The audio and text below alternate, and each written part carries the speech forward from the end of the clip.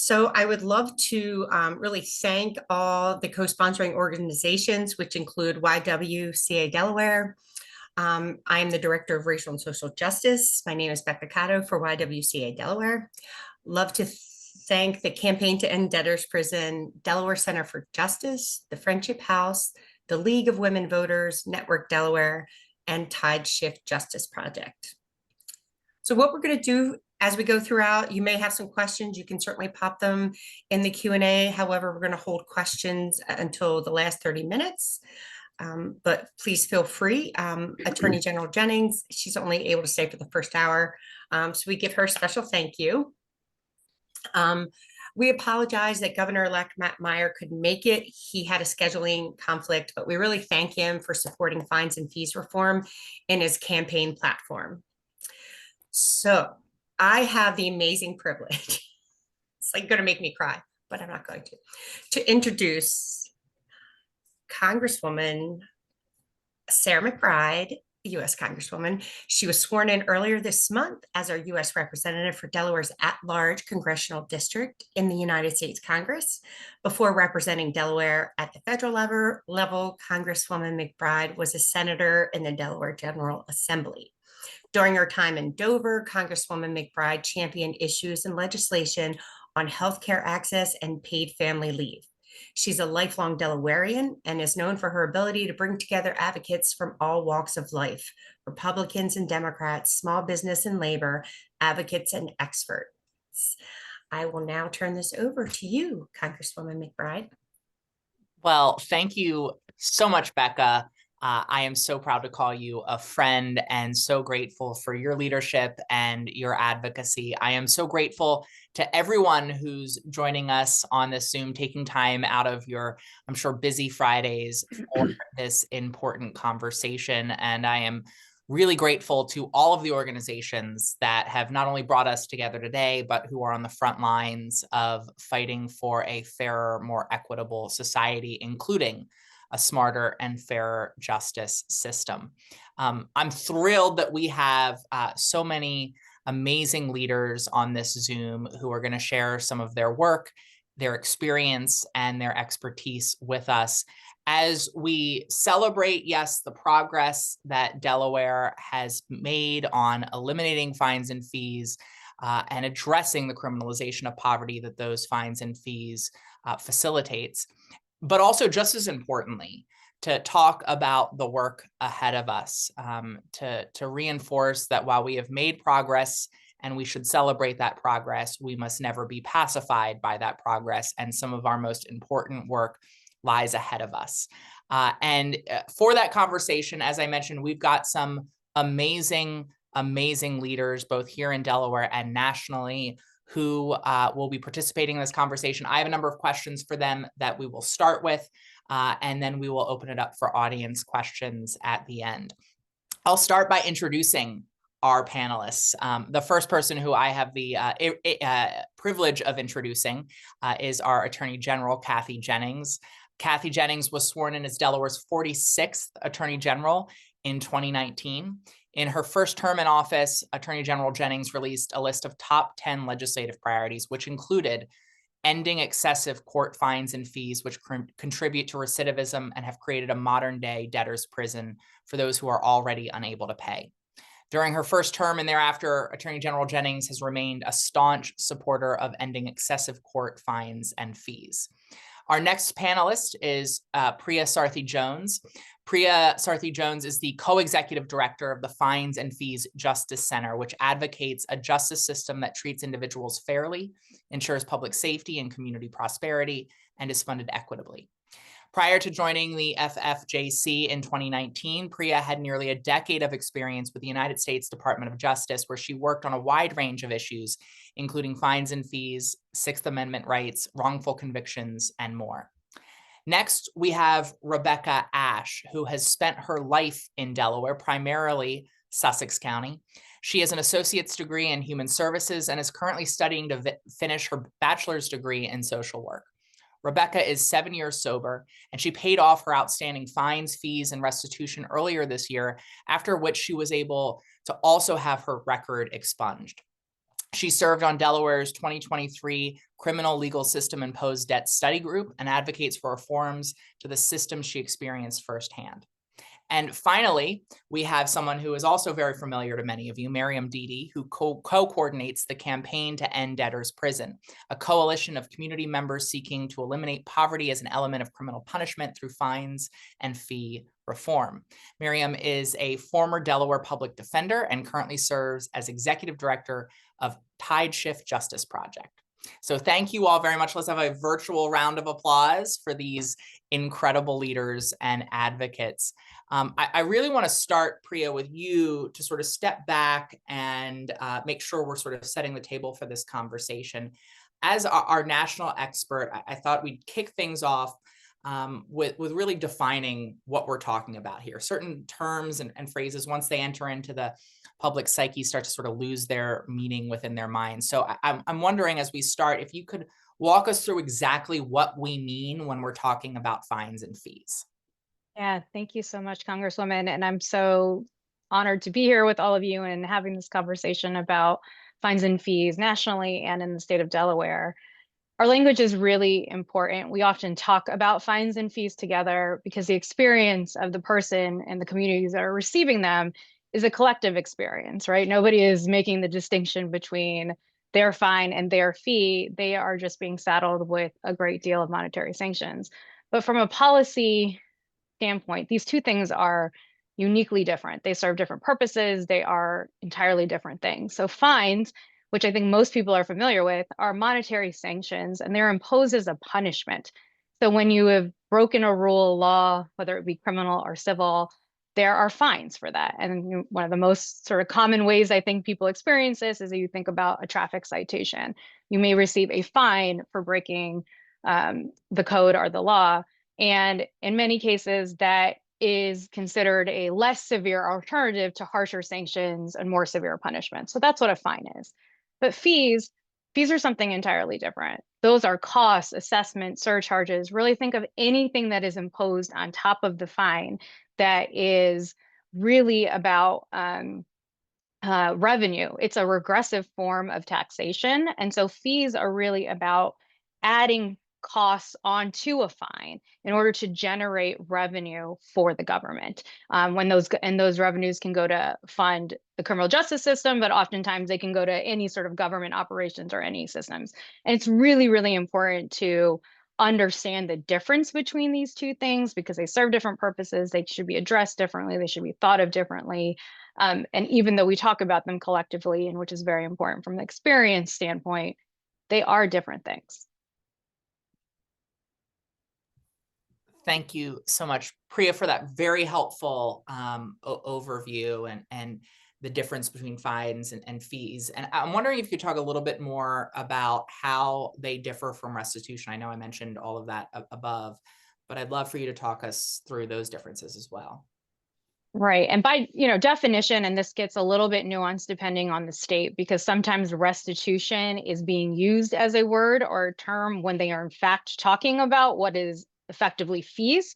So in those states, restitution and fees are actually the same. They're just sort of, the language has been confused. But the traditional definition of restitution, that is about compensating victims for the harm that has been caused. So if you think of that, there was like a loss to an individual for their property, medical bills, things like that, where an individual who's the victim of a crime has experienced something.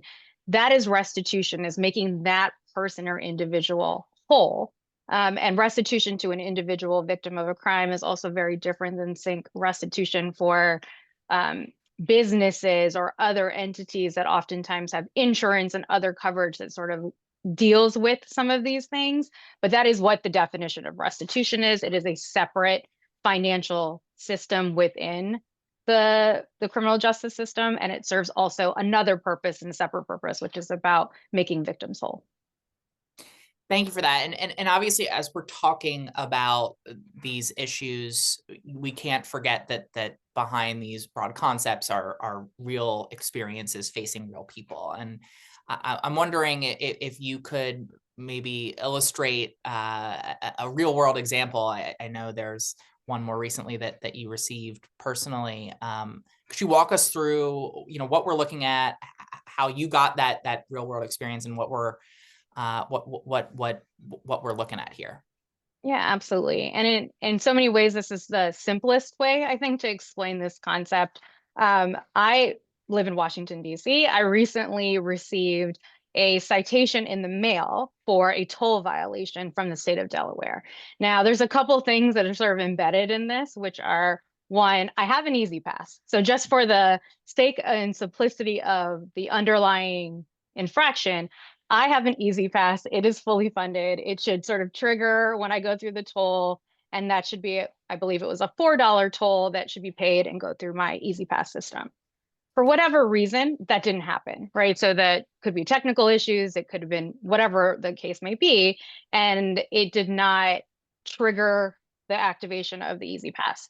As a result, I got this citation in the mail, and I came in, I went, so I technically got two, but you can see here on the screen that I believe it was $54. I can't see it at the bottom, but that it was ended up being, a $54 citation. And when you look at that, you really are able to see how this system embeds itself in our processes, right? I got a toll violation. My liberty, I wasn't pulled over by the police. There was no physical harm or danger to me that was present. But I think it still is able to illustrate what happens inside of a system that many people don't interact with very often, or specific communities overly interact with, which is you will get this fine. So there's a line on here, civil penalty. It's the fourth line down, it's $25. That is the fine. So that is the code it is referencing, and that is the fine. So if I had intentionally gone through a toll and violated the code as it is written, and I was trying to evade the toll, let's say, that would be the fine for that intentional act, right? I broke the rule, I broke the code, I'm assessed a fine. It's $25. Every single other item on here is what we would consider a fee. So you have an administrative fee, $25, the same amount as a sanction, right? The same amount as the fine. You have a House Bill State Fire Prevention Volunteer Ambulance Company Fund, $10. House Bill Fund to Combat Violent Crime fees, $15. And then you have a surcharge, $12.50. And all of that adds up, and then I'm assessed a dollar amount, which I think was roughly $54 to pay. So a $4 toll became a $54 monetary sanction that I incurred. And you can see from here, this is fines and fees are different. There's a mechanism of this in Delaware that is trying to fund important things for the state of Delaware, right? So the argument isn't about whether these things that the funds are going to are important, valuable, really mean something to the folks in the state of Delaware. They're about how we're deciding to fund them.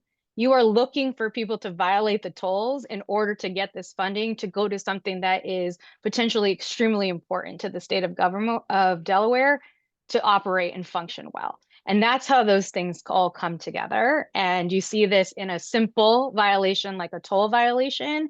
And now you need to sort of take that understanding and apply it to every other interaction that shows up in the system, from a traffic stop to an arrest for a misdemeanor or a felony, and the things that sort of follow a person through that cycle. They look like this. You get some type of bill like this.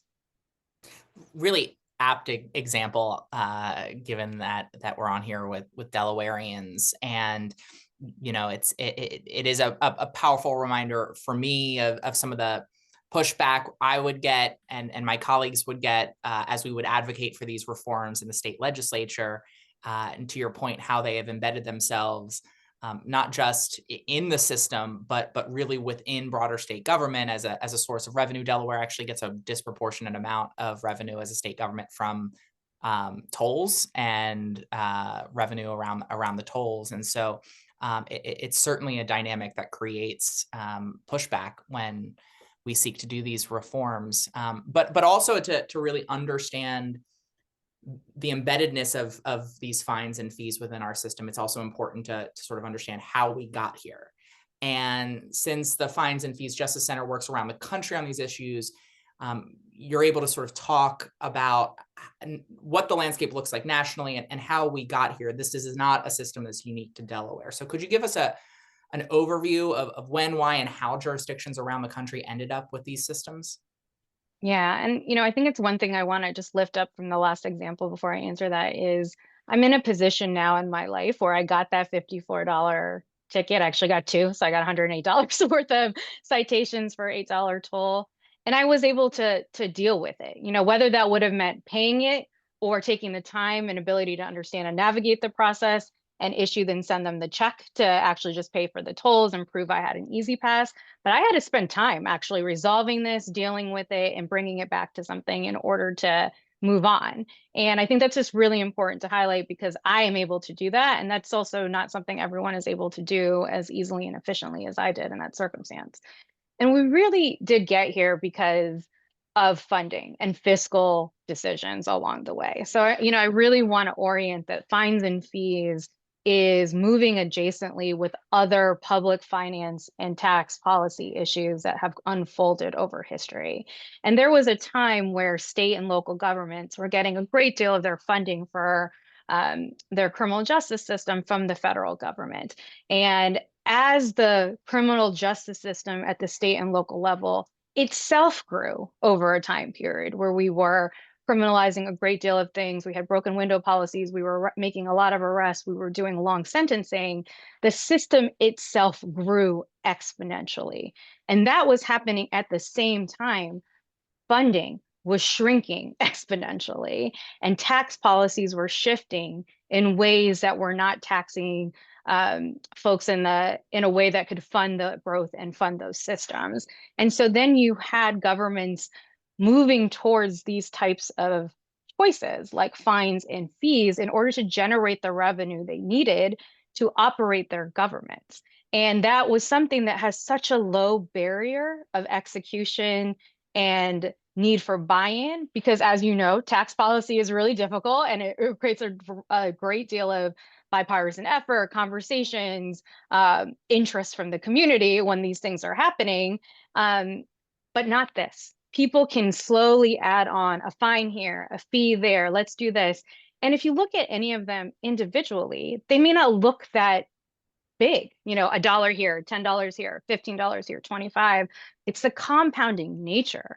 And it is also the compounding nature of deciding to use that as a revenue fiscal policy and how that unfolds decades after decades while governments grow, while these types of functions of the governments have gotten really large, but also that this money isn't going to the criminal justice system always. It's going to lots of other functions because that became clear to people too.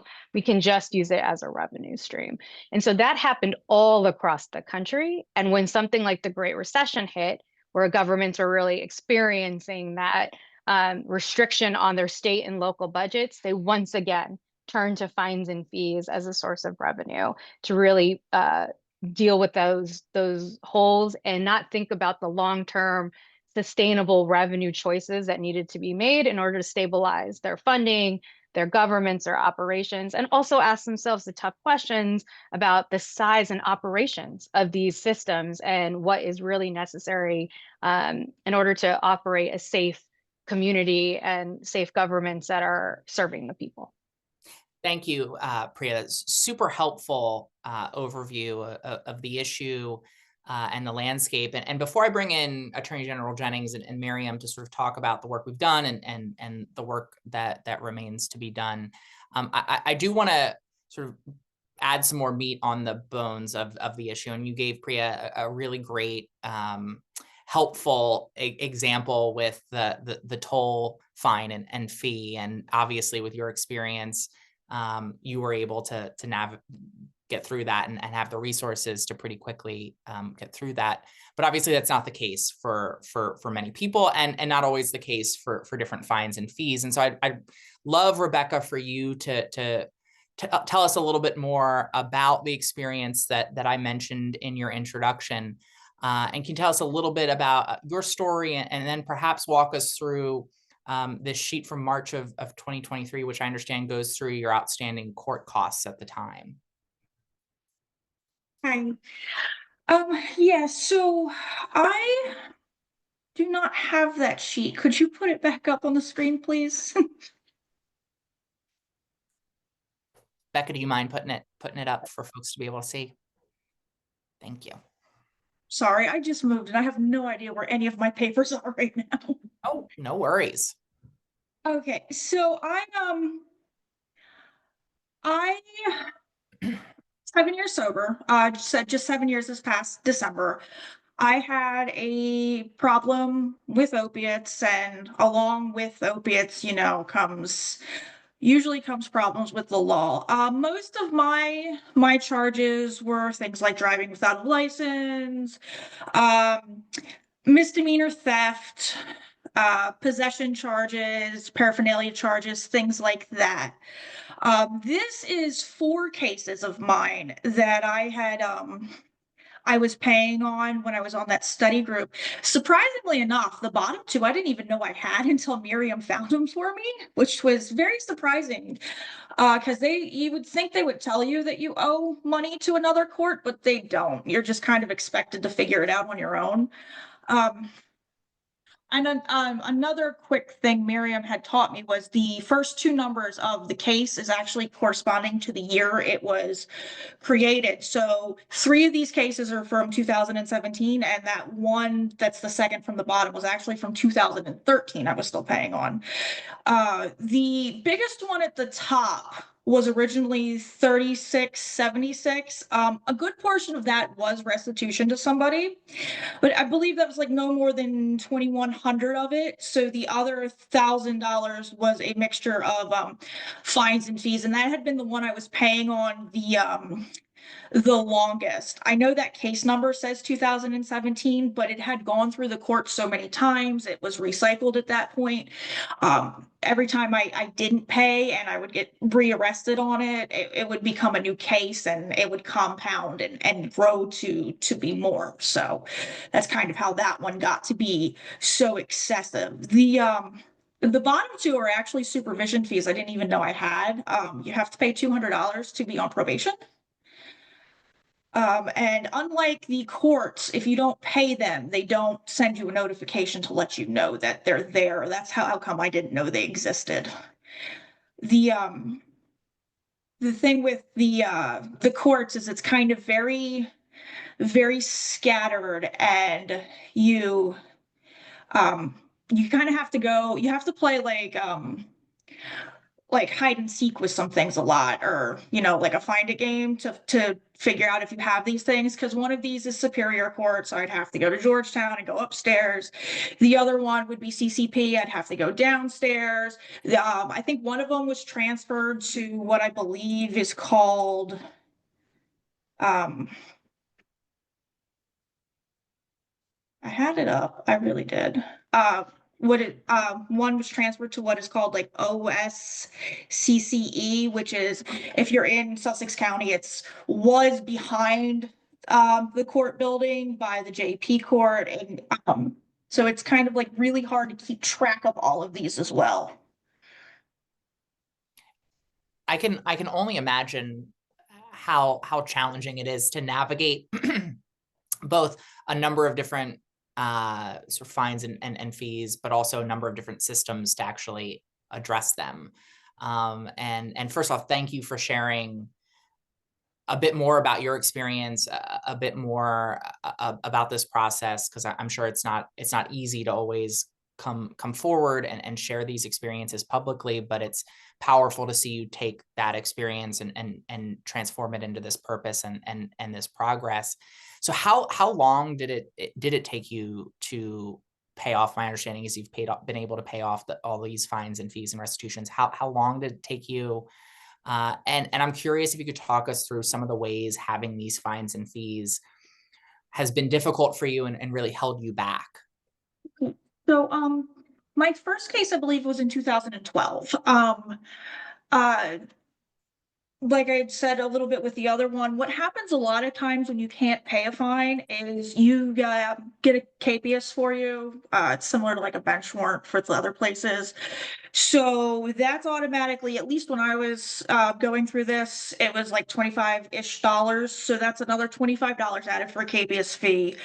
And then they've got to bring you back into court and you get all these other fees kind of like compounded back on for them having to re-see you. So like something that maybe cost you $100, you know, if you don't have the money to pay, and then they put out a capias on you, because then, you know, see, like I had on that paper end up being over like almost $4,000 at one point. The only reason I've paid off my fines, towards the end of last year was actually completely, well, I would still be paying on them in all honesty if I didn't have this happen. I just moved from an area that is being very like gentrified. So I got lucky in the sense of I was able to sell my property for a lot more than it was worth 6 months ago. And without that opportunity, I would not have had the privilege to pay off anything. I'd still be barely making payments.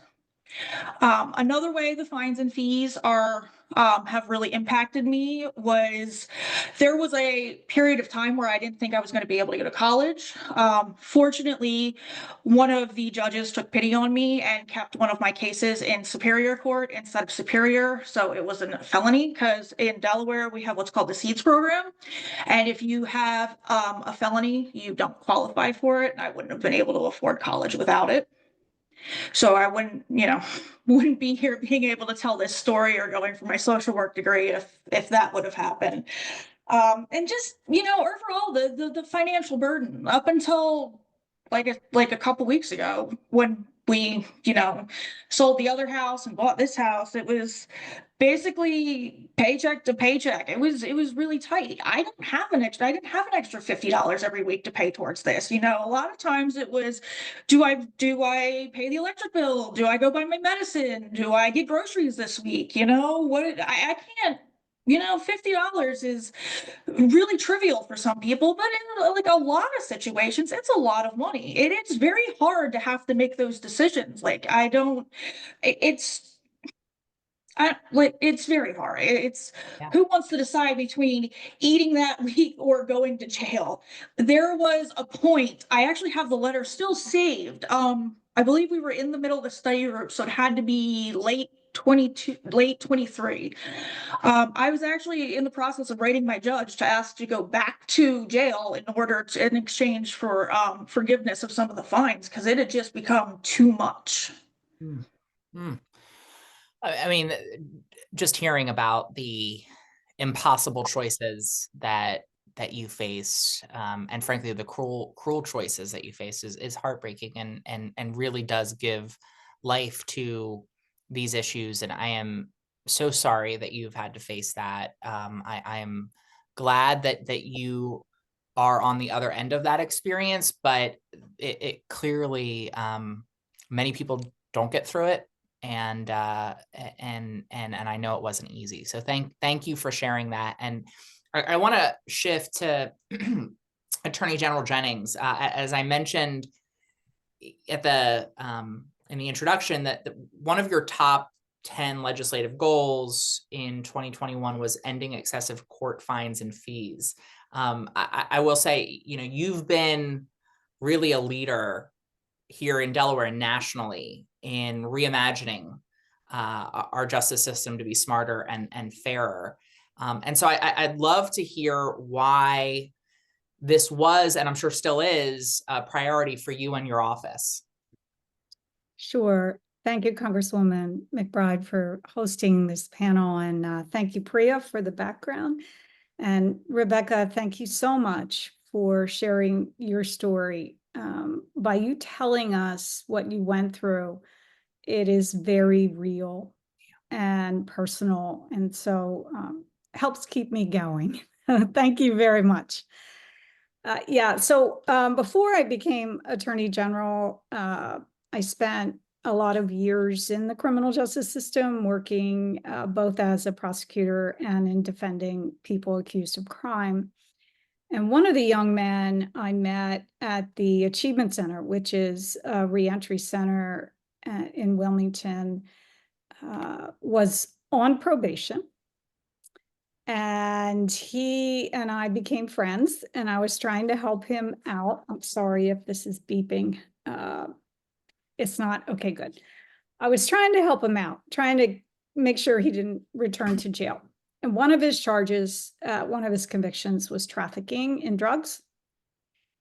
So what used to happen during the heyday of the war on drugs, one of the many bad things that happened was that there was a mandatory fine attached to that conviction.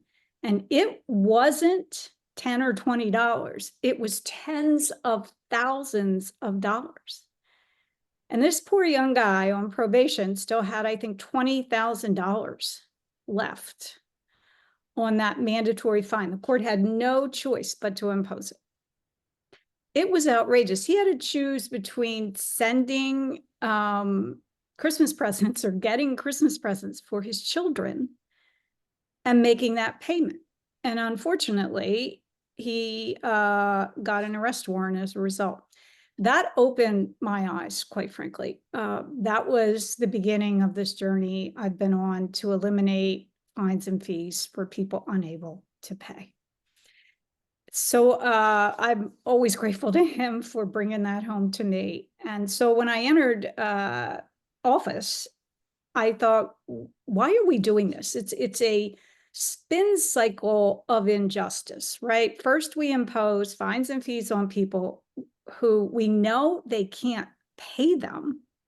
And then when they don't pay them, they get an arrest warrant for non-compliance. And they end up back in prison. They lose their job. You know, this is just irrational, completely irrational. Makes no sense. You're not going to get the money anyway, folks. Leaving aside the inhumane aspect of this, you're not going to get the money. And so thanks to a really willing legislature that included Senator McBride at the time, we were able to work to stop that inhumane treatment of people unable to pay to some extent.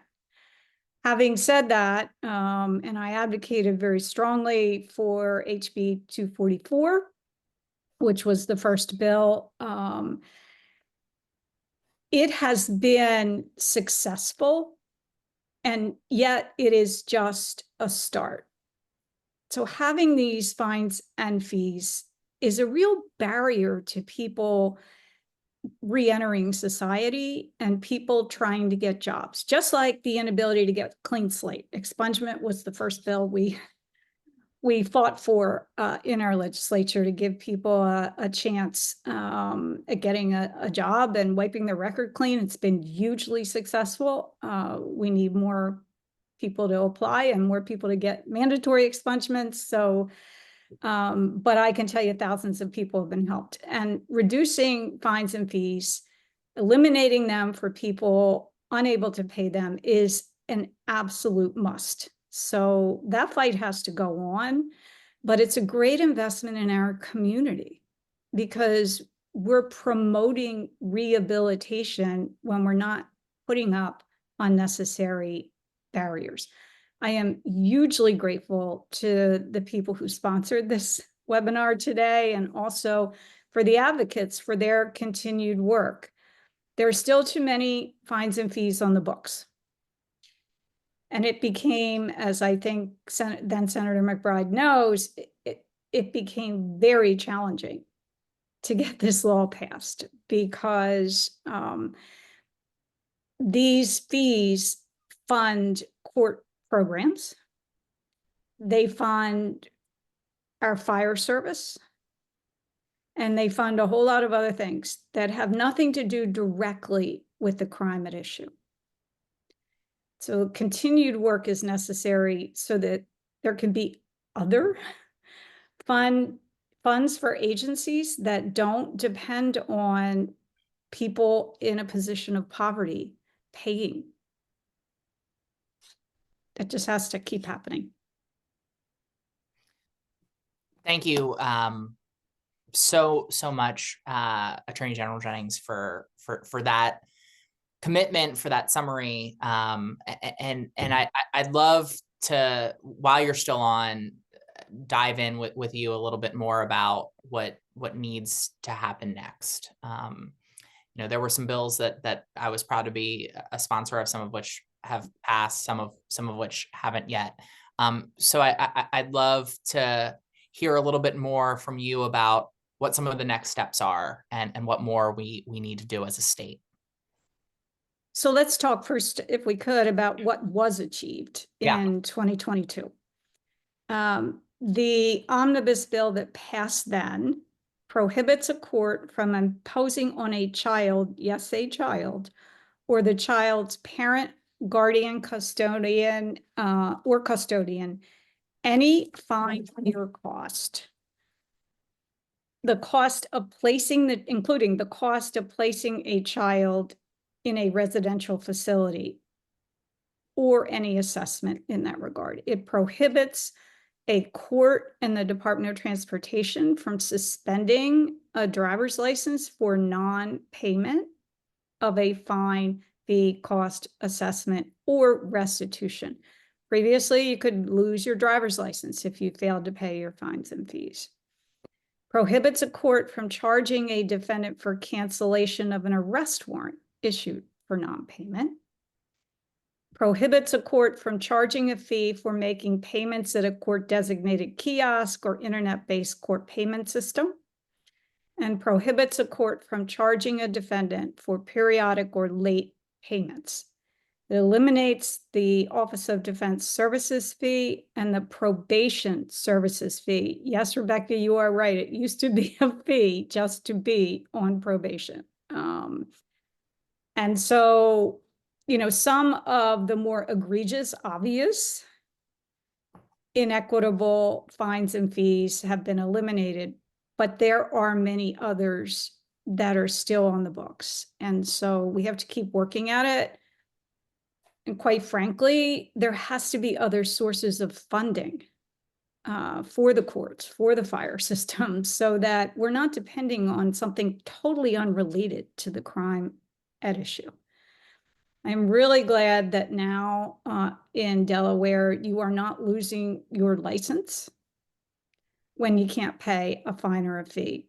I'm also glad that years ago, I believe it was when Jack Markell was governor, that Drew Fennell and I were able to get the prohibition for people getting convicted of just common drug possession, not having anything to do with driving, getting that license suspension lifted as well. So those are progress. You know, it's not everything, and it's far from everything, which is why we need to keep fighting for what is really common sense reform. And I will say this, thanks to elimination of some of these fines and fees, thanks to lifting the suspension of people's driver's licenses, thanks to the expungement law and clean slate and all of the expungement fairs that have taken place in the state, you know, thank you ODS, thank you everyone who participates in them, including private companies who funded these fairs. We're seeing a very significant reduction in recidivism. And recidivism, I will define as return to prison. It is defined in our system as return to prison within 3 years. It has dropped dramatically. And that's the work of a whole lot of people, including everyone who sponsored this event, including everyone who's participating and will continue to do common sense reform. Thank you very much. Incredibly helpful summary of what has been done, and a bit of a glimpse into what more needs to be done. You know, one of the things I do want to dive a little bit more into, bringing Priya back into the conversation.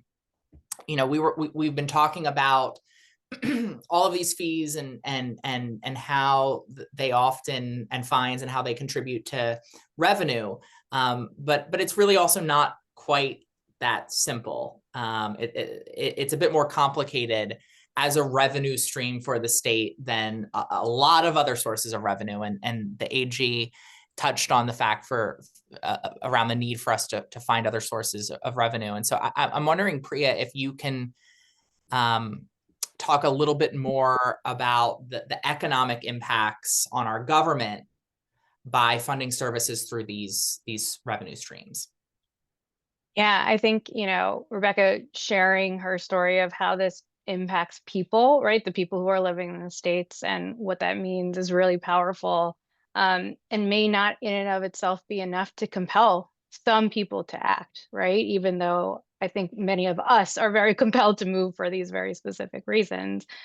The other reason to act if you are a legislator, policymaker, government executive, is that this isn't good business practice if you really just want to, think about it that way, which is in order to collect this money, you're using a great deal of resources from the government for this form of collection.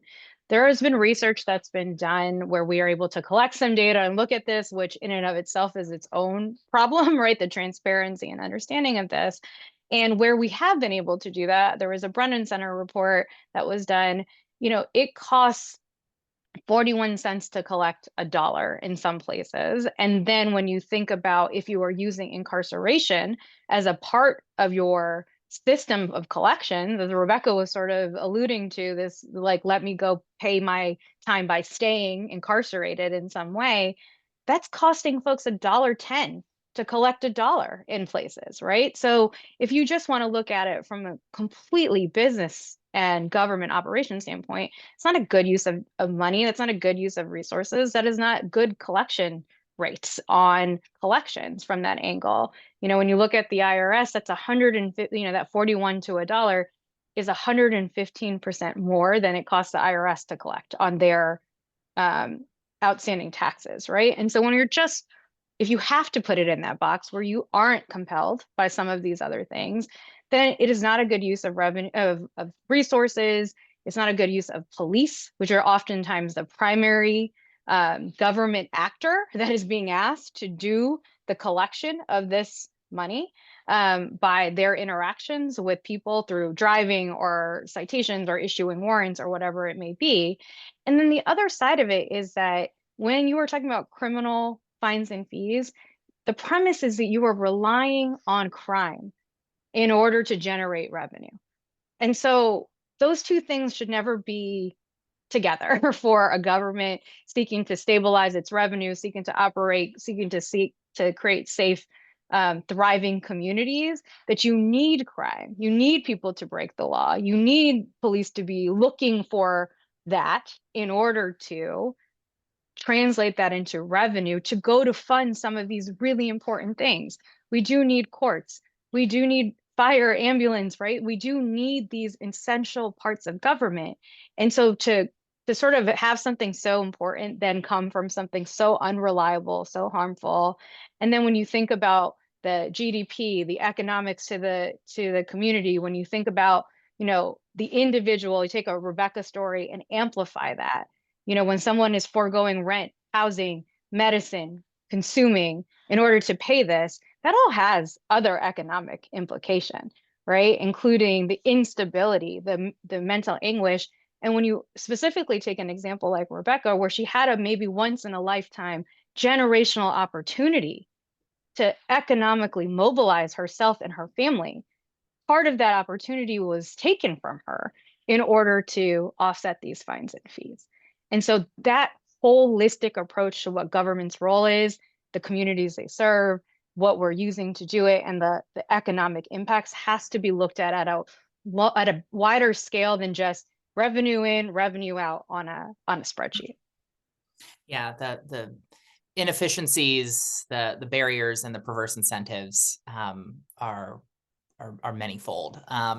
Miriam, you've been a public defender. You are a leading reform advocate. When I was in the state Senate, you were often one of my first calls on issues, not just related to fines and fees, but so many issues of criminal justice reform writ large. We've obviously heard a lot already. I'd love to go to you to hear if there's anything that we haven't touched on that you think is really important for us to elevate in this conversation. Yeah, I think just a couple of things. I think we touched on a lot, and thank you to everyone for everything you've already said. I feel like I can't top it. But one thing that's I think was really just in my face every day when I was a public defender is that our justice system, when we're relying on it as a tax revenue, like Priya was highlighting, and we're using it to raise government revenue, we're really disproportionately impacting certain communities. So in Delaware, the statistic that we use all the time and the Office of Defense Services quotes all the time is 85% of defendants in our courts are represented by a public defender, which means 85% of people going through the criminal legal system already had a branch of government determine that they're legally indigent. And so when we then levy fines and fees on them and we're using that to pay for vital government services, we're having the people who are least able to afford those things pay for them. Another thing that it's hard to, it's very in your face, is that this system also disproportionately impacts communities of color and Black communities. So I have a really old statistic for this one, so forgive me for its age, but in 2017, we'd gotten some stats on the number of people receiving failure to pay KPSs. Becca had highlighted this. It's a bench warrant when you are making monthly payments, generally on a payment plan for these fines and fees. If you miss a payment, a lot of our state courts will issue a warrant for your arrest for that. And that doesn't necessarily mean that a police officer is coming and knocking down your door for it. But it is out there, and a lot of people, as Rebecca highlighted, have a very legitimate fear of having police involvement, then a fear of contacting the police for anything. But one stat that we have from 2017 is 56% of those warrants at that time were issued to Black defendants. So we're not a majority Black state. So for 56% of those warrants going to Black defendants means that there's a really disproportionate impact on the Black community. And I think Priya talked about this a little bit, but there's a disconnect too with what we're raising revenue for. I think something I hear a lot of people say in this context is, if you don't do the crime, if you can't pay for whatever, usually rhymes and is catchier than what I just said. But there's this concept that people should pay for the services that they're using, but we're actually raising money for things that are disconnected from the services that people are, quote, using. So one example of that, this was actually on the ticket that Priya received. There's a voluntary ambulance company fee. It's $10 for every Title 21 offense, which is the section of Delaware Code that handles traffic offenses. And it goes towards volunteer fire companies and ambulance companies. And that's applied to every traffic offense and every offense under Title 21, regardless of whether there was an ambulance involved. And of course, for most of those, there is no ambulance involved. And that raised $5.2 million in 2022. So it's raising serious money, and it's doing it off the backs of a system that's totally disconnected. And I think this was also a little bit highlighted, but it creates a really unstable revenue stream. One of the fees that I'm really happy we eliminated last year is a Delgis fund fee. It was $1 on every single conviction, and when it was created, it was supposed to raise $260,000 a year. Before it was eliminated, it was raising less than half of that. And Delgis is like this lifeblood of the criminal legal system and a lot of government systems, not even just criminal system. If you go to the DMV and you are trying to renew your license, they're looking you up on Delgis. If you get pulled over, the police officer is using Delgis. Our Department of Correction uses Delgis to track when people are incarcerated or what level of probation they're on. And for them to be having a shortfall every year is a serious problem. So last year we replaced that money they were supposed to be getting with general fund money. So they are now getting the money they were always supposed to be getting from those fees, but they're getting it in a way that's equitable. It's not off the backs of folks least able to afford it, and it's stable. We should celebrate when crime goes down. And yet when we're funding our government off of crime, there's a perverse incentive that we have to hope for more crime in order to fund essential government services. Thank you. You just touched on some of the progress we've made. Attorney General Jennings highlighted some of a lot of the progress that we've made, and these efforts really started in earnest or really materialized, I should say, in earnest 5 years ago and onward. And so Priya, I'd love to hear how our work, how our progress, how these efforts compare to efforts in other states. Sure.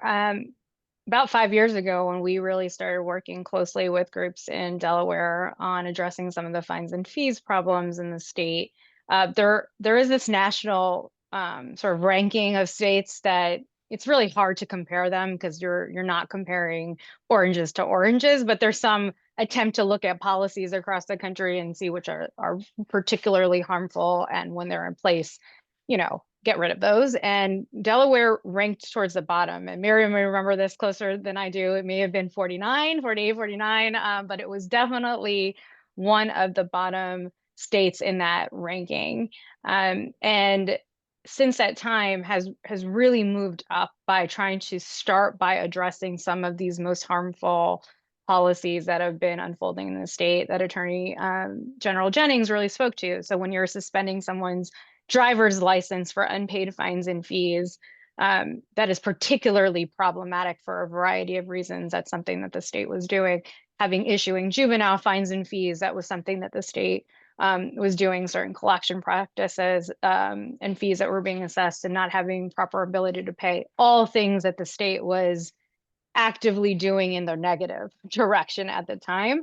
And so there was a real opportunity to create momentum and progress by going for those opportunities and shifting them early on. And that is really what folks on the ground have been doing. I mean, even those quote unquote easy shifts are hard. They require a lot of political will, a lot of bipartisanship, a lot of community building. So I do not say that lightly, as though it was not quite a bit of work to even get some of those things in place. But that was really meaningful for the people of Delaware to start moving in that direction. And I think, to Attorney General Jennings' point, it's the beginning of a lot of work. And we also know that there's a lot of opportunity to clean up some of those things, fix some of those things, make them even more impactful than they were. Things like the expungement, fines and fees are, if you still have them and they remain unpaid, make you ineligible for that expungement, right? So really shifting those policies, and how many more doors does that open for automatic and accessible expungement, just by saying, this won't be a barrier to that. It will still have some way to deal with it, but we won't restrict your expungement. It then can open up economic opportunities, jobs, all kinds of things for an individual. So really thinking through where even the things that we've done, driver's license suspension, making sure they've actually been restored and people are able to get them retroactively, automatically, as sort of quickly as possible, in order to get the true benefit of the policies. And I think that that's where Delaware started and where they are, and just so much opportunity for where the state is going to be going over, what the next 5 years could look like. So on that note, before we get to 3 o'clock, I want to sort of jump forward a little bit and go back to Attorney General Jennings to hear from her a little bit more about where we can be going over the next 5 years from her perspective, how we can, rethink accountability measures outside of the fines and fees structure, and where she'd like to see Delaware moving forward. Thank you. And Priya, thank you for that summary too. And Miriam, everyone contributing to this is so very helpful to the greater cause. And I'm fortunate to be able to be among you. Back to Rebecca's story. Rebecca, what would life have been like for you if you didn't have these fines and fees? And I'm thinking about that as I speak, because we should be able to eliminate all fines and fees when someone can't pay, most especially those that are going to things unrelated to justice. And I think the easiest example of that is the fire service, the ambulance fees, et cetera, that were right there for everyone to see. But there are others as well. And I've just seen the incredible power of redemption in our state. And to see violent crime dropping, recidivism dropping, prison population not going up a whole lot, it's, you know, and having dropped several years ago dramatically, these are good things. But we need to make sure we have the courage and the tenacity to keep doing those really good things. One of those really good things, besides eliminating all of these fines and fees for people unable to pay, which I think is still very much worthy of us pushing, is that we need to use restorative justice more often. There's so many great tools in the toolbox, and we have been using it more often in the case of young people accused of crimes, even some, you know, violent misdemeanor crimes, and it's been working really well. And so when victims and the accused person can come together in a way that creates a greater good, and everyone learns and appreciates what goes into that process, I think that's something that we really need to be pushing more of in our system. I also think, you know, our folks are told over and over again, and they try so hard to do this, that take into consideration someone's ability to pay. Because as you said, Rebecca, $20 may not seem like enough, a whole lot, but it really is if someone can't buy their groceries and they can't buy food. And so I think all of that is really important. I think we also need earlier interventions, more help in helping juveniles along, more money invested in our children. You know, people say to me, how are you going to solve the crime problem? Eliminate childhood poverty. You know, a child in our state is precious. Wherever that child lives, a child in our state is precious. And we just have to get to a point where we are treating that child as very, very special in our education system, in healthcare, in healthy lifestyles. And so that's always put me out of a job. I'll be really happy if you put me on a job, because it is truly a tragedy that we time and time again see children carrying guns. It's awful. It's tragic. And even though crime is dropping dramatically, it's one shooting is one too many. So I want to help those kids. And I know you do too. That's where I see this really going, is to a world where prevention really works. So thank you all for your time, and thank you for understanding my time constraint. I am leaving to go talk about manufactured housing and unhealthy conditions in those communities. So thank you very much. And I am in this fight with you. Thank you so much, Attorney General Jennings, for not only joining us today, but your staunch and unwavering leadership on these issues, and of course on so many others, including the issues and topic that you're about to address. Thanks so much for joining us. I want to go back to you, Rebecca. I had mentioned in your introduction your work with the study group and how you used your own story and insights to influence the recommendation. So I'm wondering if you could talk a bit more about the work of the study group and the recommendations. Yeah, I was on the study group with Miriam. I was on two specific parts. The one part where I did actually use my kind of like expertise as being the person to go through it was how to make it an easier process for the person involved in the justice system, because Delaware is an absolute mess when it comes to finding anything. Like I was explaining a little bit and the last question was like, you know, you have one thing from one court and one thing from another court, and nobody tells you anything.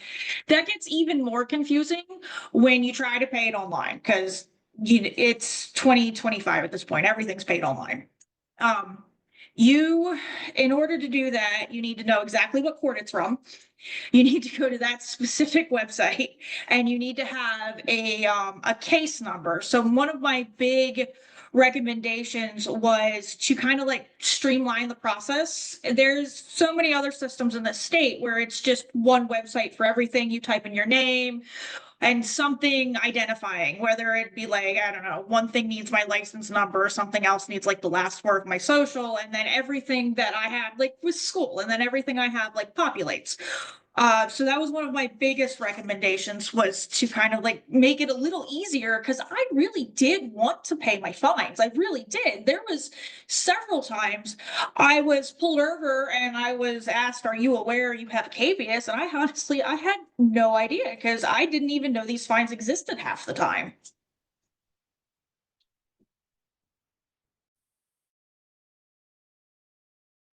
Classic, knew I was gonna not unmute myself at some point during the course of this conversation. Thank you for lending that perspective to the study group and to the recommendations that it made. And you know, Miriam, the Attorney General talked a bit about our progress. We talked a lot about the omnibus bill that was passed, but which I was proud to be a co-sponsor of.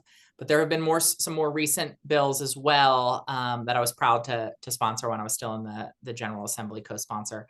But I'd love for you to talk a little bit more about those more recent bills and that more recent progress, and how some of it came about. Yeah. So like you mentioned, there was an omnibus bill that passed in 2022. And one of the less talked about aspects of that is it created a study group. And, you know, in Delaware, we love our study groups. But that group, Rebecca and I were both on it.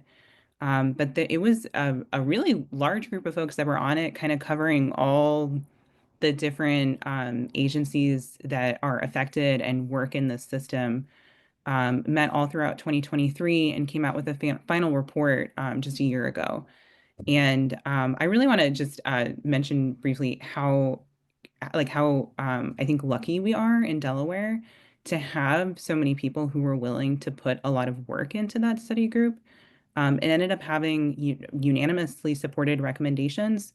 And, you know, part of that study group were the Administrative Office of the Courts, Gail Lafferty and Evelyn Nesselrode. Chief Justice Seitz has made a lot of public comments about fines and fees reform. And has been, the judiciary in general has been really supportive of these efforts. Department of Corrections, Reverend Rita Page, Delgis, Department Office of Defense Services, Comptroller's Office.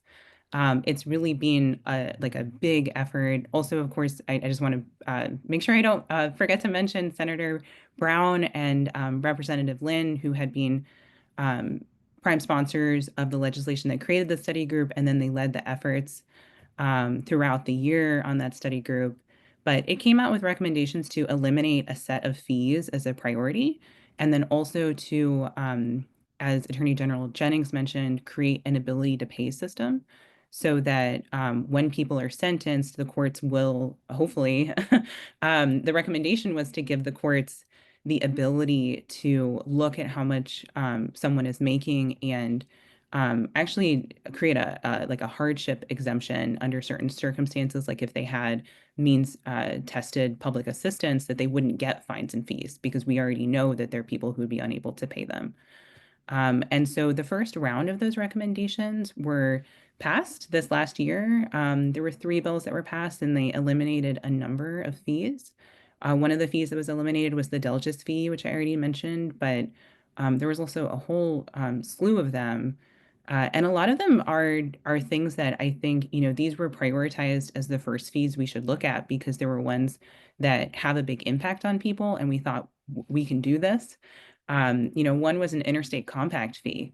In Delaware, it used to be, up until very recently, that if you were on probation and you wanted to transfer your probation to another state, you had to pay $75 upfront to apply to transfer it somewhere else. And we're a really small state. I was practicing in Newcastle County, and I often had clients who had family in Pennsylvania, in Maryland, in New Jersey. You can easily cross between, 5 different states within a half hour, if you live in especially the northern parts of Delaware. But we're such a small state, it's kind of true everywhere. And especially when it comes to access to treatment for folks who need substance abuse treatment or mental health treatment, being able to go out of state can really make or break their success on probation. And so I'm really happy to say that we eliminated that fee in partnership with all the folks that I mentioned. And I think, things like that will really reduce our recidivism rates and just make it so that our communities are safer and more thriving.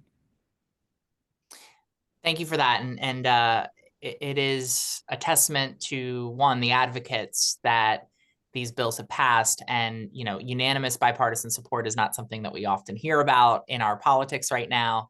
I will say, for folks on the Zoom, it does happen more often than you think, because the press never covers bipartisan advancements, but it is still too rare. And it's particularly rare in areas of policy that often get more controversy. And I'd love to hear from Priya. Can you talk about what type of organizations tend to support these reforms, and why, and how sometimes there might be more bipartisanship or unlikely allies than maybe people would anticipate? Yeah, and I would go as far to say not sometimes, almost all the time, right? In this work, the work of fines and fees reform is a real opportunity to tap into that need and want and desire to do bipartisan work. It is an extremely bipartisan issue to work on these types of reforms for a variety of reasons. I think there's various value propositions around these issues that bring folks to the table, regardless of their political leanings or their affiliations. We talked about some of those before, when you talk about what brings a certain group of advocates to the table based on civil rights and racial and economic justice, and what really motivates them. Folks who are coming to this from the right of center, groups like Americans for Prosperity or Americans for Tax Reform or Institute for Justice, who are really here because of how government should act and be, and what the role of government should really be, and that there is an accountability to government in their actions. Groups that do not believe in regressive taxation in that way, right? That do not think that you should be sort of doing that under the radar, that tax policy needs to be discussed and out front and really, and that you should be held accountable for your decisions as a government about what you do, where you do it, how big you are, how small you are, whatever sort of things may be. And so we have these types of groups, and we also have this in our governments across the country. We just last week had a bill signed in Ohio on debt-based driver's license suspensions, with extremely bipartisan group of advocates working on this. A Republican governor. I don't think anyone would sort of list Ohio as a very left of center state, right? But these groups and these national groups, these local groups, these state groups, they were able to move a really, really great bill, very much the way that is done in Delaware. We have one of our most vocal speakers on this issue who really gets it and really understands it is the governor of Oklahoma. He is always talking about what it means to give people second chances, and that when you re-enter society with this type of debt saddled on your back, you're not giving people a real opportunity for a second chance. You actually are putting folks in the very, very real situation that Rebecca has described, where you're trying to get your footing, trying to do all the right things, trying to make all the right choices, and the system itself won't let you move forward. And so there's a lot of bipartisan work, and we're doing this. Our national campaign, End Justice Fees, is us. It is Americans for Prosperity. It's the national ACLU. And that should sort of tell you where folks are when you can build an umbrella that's that large and bring a lot of people under it to do this kind of work at the state and local level and across the country. And I would just sort of ping that on the federal level, where we really, where you are now, Congresswoman McBride, we've had this federal driving for opportunity bill for a few Congresses now, which is led by Senator Coons and Senator Wicker from Mississippi, right? So that tells you, and it's been always been bipartisan. It has always been something that folks have been moving around and building coalition around. It has law enforcement partners, it has prosecutors, it has the ACLU, it has all of these groups at the table, and there's a real reason for that. It's the old saying is politics makes strange bedfellows. Good advocacy often makes strange bedfellows, and coalition building really is the grease of change making, if you will. And it is really heartening that there are such broad coalitions in support of what is common sense reform. And when you really dive into it, what are solutions that very obviously should bring people together, but I think people's instinct would be to presume based on what they see on the news or based on, you know, pre-existing presumptions on what priorities people might have or who people sympathize with, that there might not be that kind of that type of broad support and broad coalition. But it's really heartening. And I'm eager to pursue opportunities. I just introduced my first bill. I was the first freshman Democrat to introduce a bill in this Congress. It's a consumer protection bill around credit repair organizations that try to scam consumers with empty promises and large upfront fees. But you know, we do see these opportunities to make progress with broad bipartisan coalitions. And in this space, it's really a truly transformative potential. You know, when we're seeing red states and blue states alike moving forward, when we're seeing Democrats and Republicans in Congress come together. And so it presents this opportunity for a really exciting sort of broad vision of what a new world of fines and fees could look like. And so Priya, to stick with you, lay that out for us. What is that vision and that potential and those possibilities? Yeah, there's so much. And I think that vision for a future on fines and fees is one where there are no fees in the criminal justice system, that we are not using fees as a part of this system in any kind of way, that the fiscal policy, the tax policy, the things that need to happen on that front to stabilize revenue, to do it in the right way, to do it in a way that truly supports the things that you are seeking to put that revenue towards, happens, and fees are not a part of that structure in any type of way. And then when you're thinking about fines, that we are really coming back to these questions around fines and asking ourselves the right questions, which are, one, what are we criminalizing and using fines for, right? That if you are trying to solve some of the things that Attorney General Jennings was saying through the criminal justice system, you are not going to solve poverty. You are not going to solve educational problems. You're not going to solve housing problems. You're not going to solve the unhoused community through the criminal justice system, and fines are not going to be your answer. And so you need to actually do the hard work of for solving and addressing the societal issues that matriculate into areas of crime that are totally preventable and totally areas that you can deal with. And then you have to look at, what is the purpose of a fine? How are you using it? What is it?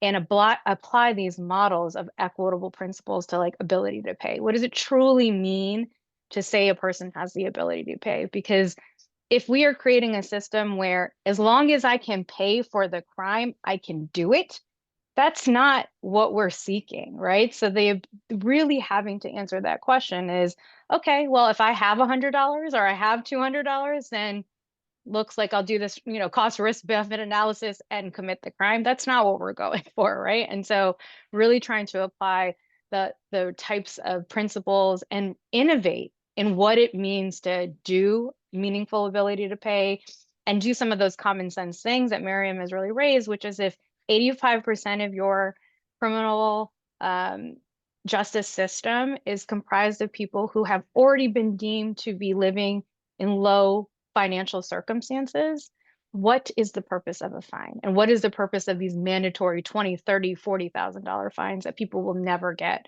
up from underneath? And really starting to examine that. And then getting rid of these really draconian practices for collection. So when you're thinking about arresting people, driver's license suspensions, technical violations on probation and parole, keeping them from expungements and employment. Like, we have to get rid of all of that, because all of that becomes a barrier and is only a mechanism to collect funding. So that's the world that we envision, where those things are gone, and we're having the right and reasonable conversations on when and how to use a fine in a way that actually benefits us as a society and a community. Well, it sounds like a great vision, and one that would be not only a significant transformation, important transformation for our states and our country, but also transformative for the people who then interact with our criminal justice system. And Rebecca, I'd love for you to really drive home for us that actual impact, should that vision be achieved here in Delaware and nationally. How would your experiences have been different? How would your life have been different had the vision that Priya just articulated been the reality as you interacted with the criminal justice system?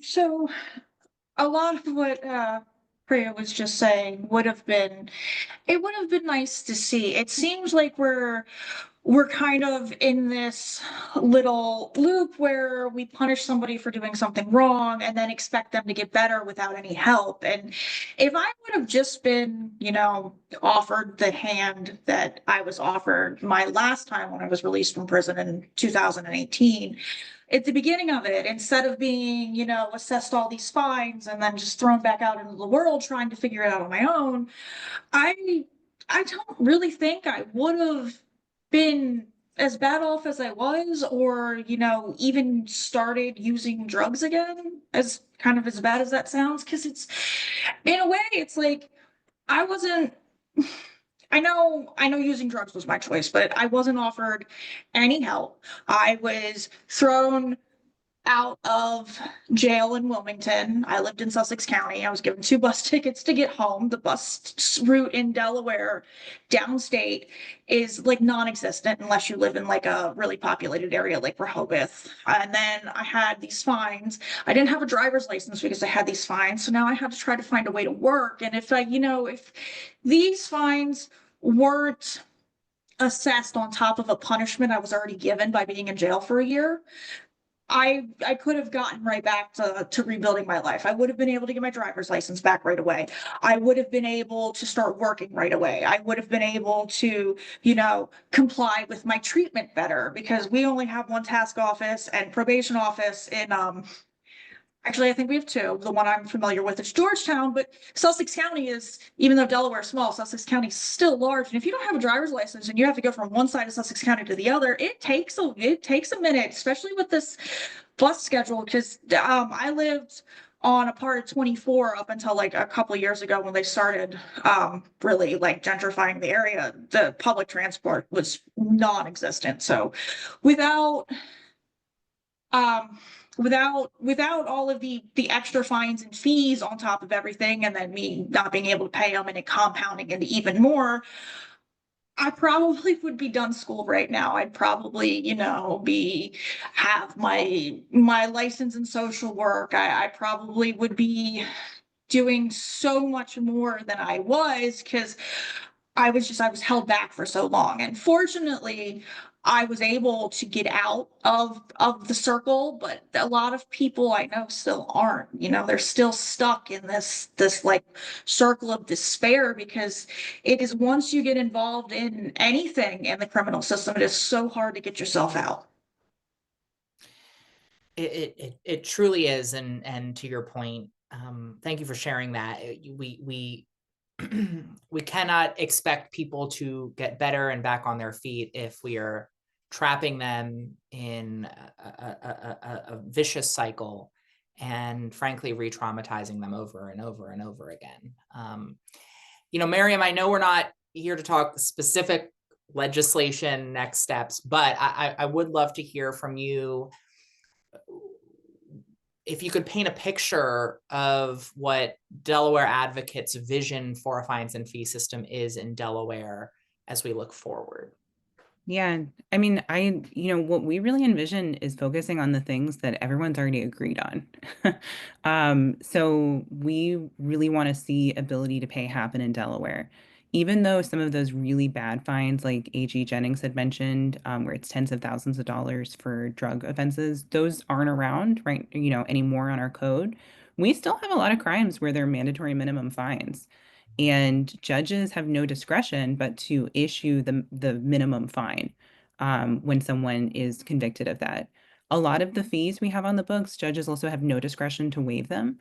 So, when I was a public defender, when I first started, I was in the Court of Common Pleas, and I might have a dozen clients, on a single morning, on a trial calendar in the Court of Common Pleas. And whether I had a client who was working or I had a client who was unhoused, if they pled to the same offense, they were getting the same bill. And that's how it still is in Delaware.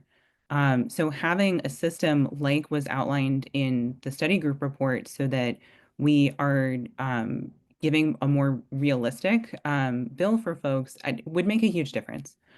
Another thing, like Priya talked about, our vision is getting rid of fees as well. And again, prioritizing those ones the study group recommended, those are ones where it's very achievable. One of them that's on there is a court security fee. It's $10 on every conviction. It goes directly to pay for bailiffs. And we all agree, like, we want bailiffs. We want a functioning court system.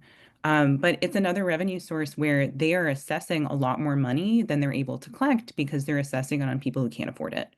And so it's a win-win if we fund things like that appropriately through the general fund, and then stop trying to tax it on people who can't afford it. Another thing that was mentioned is expungement access. It's honestly a shame. Like it's like a shame on our state that right now you could have, if two people commit the same crime, let's say they both commit a misdemeanor shoplifting. Under Delaware code, that's eligible for an expungement after 5 years. If you have no more arrests, you just have that one shoplifting, 5 years, you're doing well. One person might be eligible for an expungement if they were able to pay off their fines and fees and restitution for that, and another person isn't.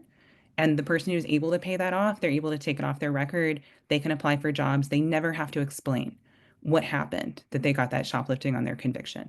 They never have to explain that they had a drug addiction. They don't have to talk about that because it doesn't come up on a background check. And the other person has to talk about it at every single job interview because they aren't able to expunge it. And I think it's a really common sense thing that people can get behind. We create this like pretty horrible cyclical process where the person who already had the money and therefore was able to pay off their fines and fees got it off their record and gets the better job. The person who didn't have money, didn't pay their fines and fees, couldn't get it off their record, and now can't get a job. If we want people to be able to pay these things, which I'm not saying is necessarily the goal, but if we want people to be able to pay these things, we have to give them the ability to get good paying jobs. And that starts with giving them expungement access.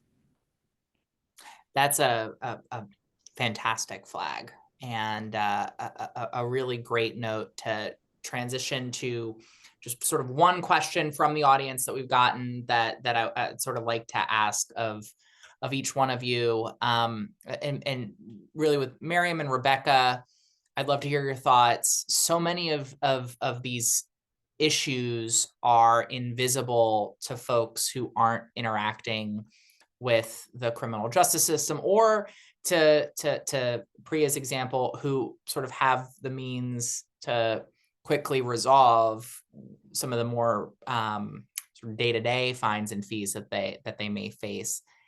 How do we elevate these issues and these policy priorities so that there's more public demand for this progress? Because these do name me a person who hasn't experienced what Priya experienced, right? These do widely impact so many people and are desperately in need of continued progress. How do we elevate these experiences and these issues and these policy priorities for folks who aren't necessarily interacting with it every single day or in a really significant, tangible way? And Priya, to you, what are some lessons learned in your work nationally and maybe in other jurisdictions that we should heed here in Delaware? So I'll start with Rebecca and Miriam on that. Rebecca? Do you have any thoughts on how we can elevate these issues for the public? So sorry, I was trying so hard to unmute my computer. It just did not like me for a second.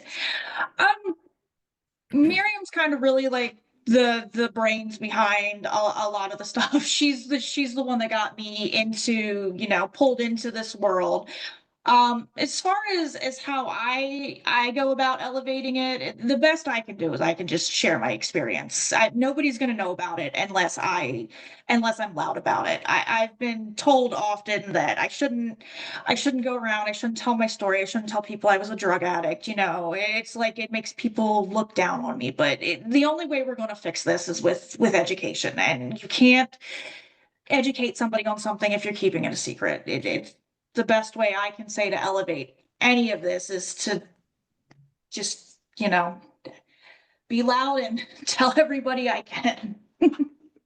Your voice is and your story is really, I think, the most powerful answer to that question. Miriam, your thoughts? Yeah, I'll just echo what Rebecca was saying. I think, for folks who are experiencing this, like, yell about it. People need to hear your story. And even, for folks who are just witnessing it, when I first came to Delaware, I came to Delaware because I was working at like one of the corporate firms here. That was my first job out of law school. And after a couple years with that, I joined the public defender's office.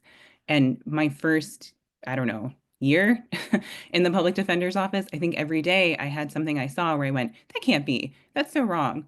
And I think that I think a lot of people have that reaction, and then we start forgetting. And then it's just something we're seeing every day. So we just got to talk about it. These are things where I don't think anyone disagrees that it's wrong. We just need to make sure people know about it, and then let's change it and never go back. Priya, your thoughts and lessons learned? Yeah, I think that, Rebecca and Miriam are 100% right about if you don't know, if you don't talk about it, if you don't raise it up. And this issue in particular is so sort of secretive and layered and nuanced inside of a criminal justice system that you have to expose it in all the ways. And there are literally millions of people impacted by this. We are very confident that if you will not have more impact on more people than solving this issue across the country for the criminal justice system, just because the amount of people who are dealing with this is in the millions. In terms of lessons learned, we have learned a lot of lessons over the years. And really that has been, I think, around a couple of categories. One, it has helped us to refine our policies, right? So the things that we know now that we didn't know back then, some of the things that Miriam are alluding to is in your clean slate work, get rid of the fines and fees as a barrier. We know that. We know in the places that have done it, more people are accessing the expungements. And if that is the goal, then just do it, right? Don't create one more barrier for you to come back to and deal with when you have so many more things that you want to use that political capital for. Make your driver's license work encompassing of all of the debt that is and triggers, some of them have been talked about here, right? That are not about driving, right? That's the reason you suspend a license, is because someone is unsafe on the road and you don't want harm. Everything else, it shouldn't be a tool. And you should reinstate those licenses. You should do it automatically. And you should make these policies retroactive. It should not just benefit the people who come in the future when so many people have paid the price of these poor policies in the past. And so really thinking about that.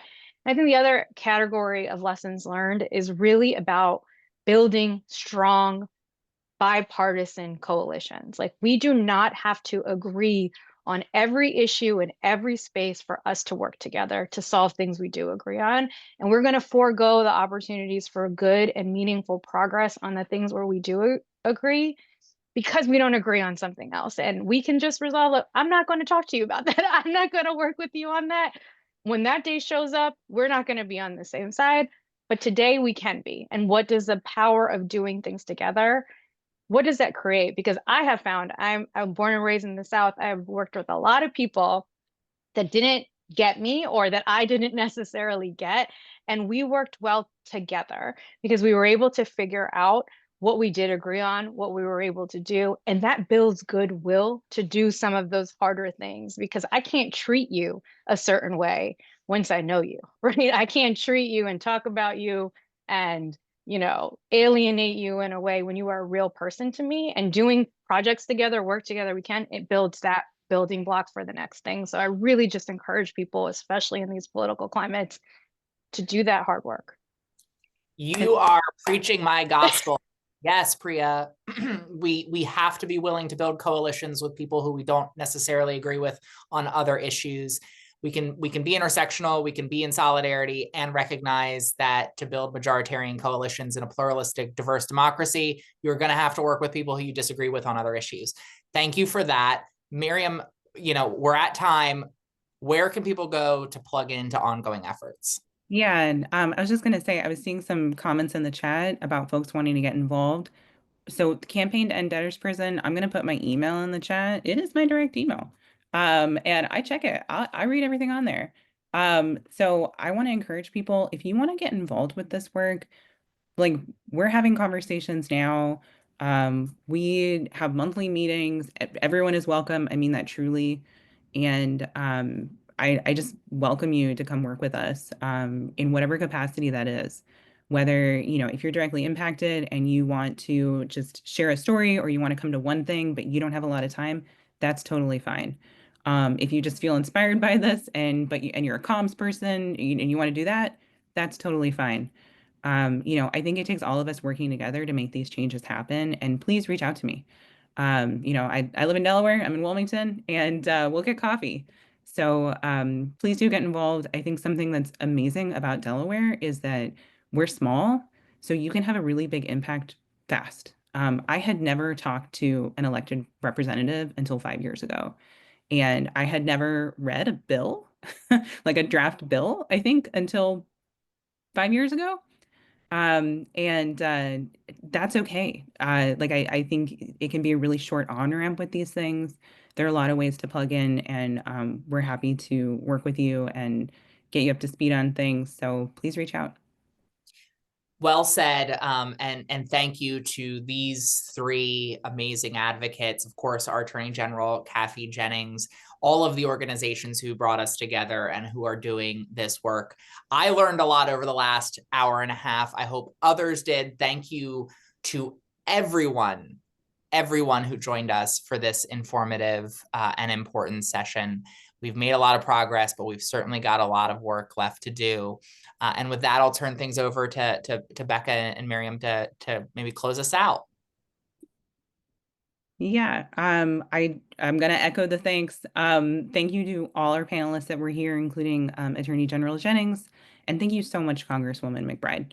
It really does take everyone working on these issues to make impact, and it means so much to us that you were here and gave us so much of your time. So thank you so much to everyone for being here. Again, reach out to me if you want to get involved or have any other questions. And thank you all. Have a happy Friday. Thank you. Bye. Bye. Thank you all.